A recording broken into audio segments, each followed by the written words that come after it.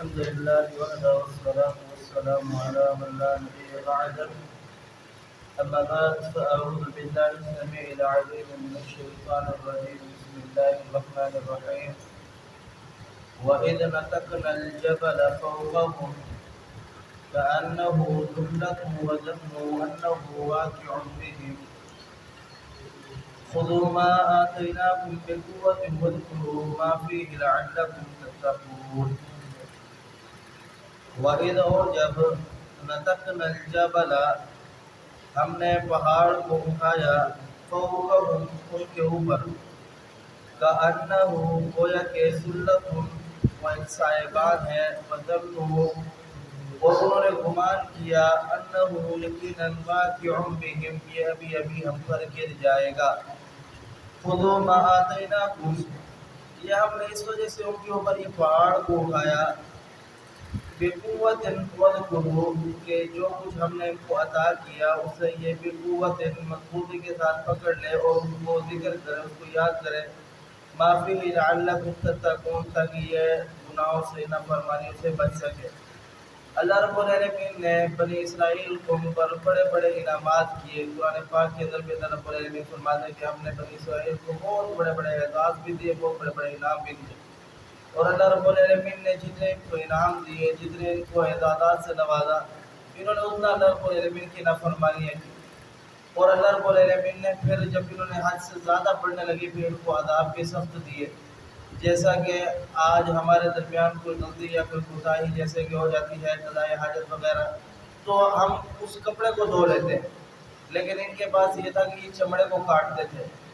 اگر ہم سے کوئی غلطی کوئی کوتاہی کوئی گناہ ہو جائے جیسے کہ شرک کے معاملے میں تو ہم کیا کرتے ہیں کہ ہم اللہ سے معافی مانگ لیں. اگر سمجھ آ جائے تو اللہ فرماتا ہے کہ میں تو معاف کرنے والا ہوں معاف کر دیتا ہوں. اب ان کے لیے کیا تھا کہ یہ ایک دوسرے کو قتل کرے.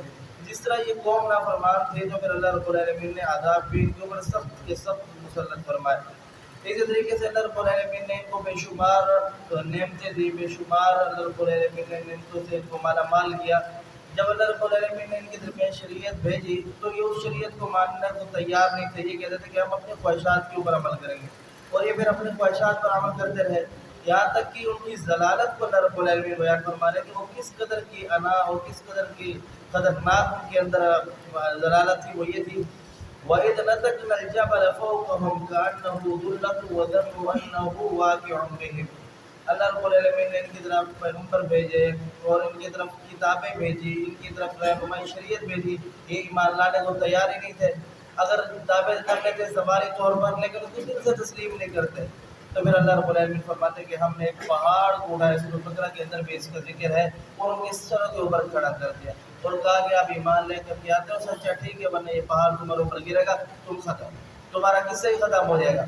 تو پھر انہوں نے کہا کہ اب تو بچ ہی نہیں سکتے. بَظَنُّوا أَنَّهُ واقع بِهِمْ. انہوں نے کہا کہ اب بچ نہیں سکتے. انہوں نے دلوں کے اندر سوچا دماغوں کے اندر سوچا کہ اب ایمان لے کر کے آنا پڑے گا ورنہ ہم مر جائیں گے.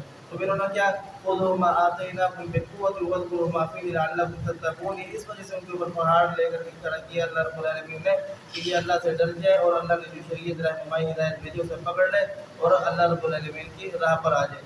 لیکن جب وہ پہاڑ ہٹا جب کچھ دن کچھ سال گزرے تو پھر یہ اس نافرمانی کے اندر لگے. تو اللہ رب العالمین یہاں پر ان کی اس نافرمانی کو بیان فرمانا چاہ رہا ہے. یہ اس قدر بدبخت لوگ تھے اور مسلمانوں کو یہ نصیحت کی ہے کہ ان کے نقش قدم پر نہ چلنا. اللہ سمجھنے عمل کی توفیق جب پور ہو لہٰذا سمجھ اللہ علیہ ولکم السلام.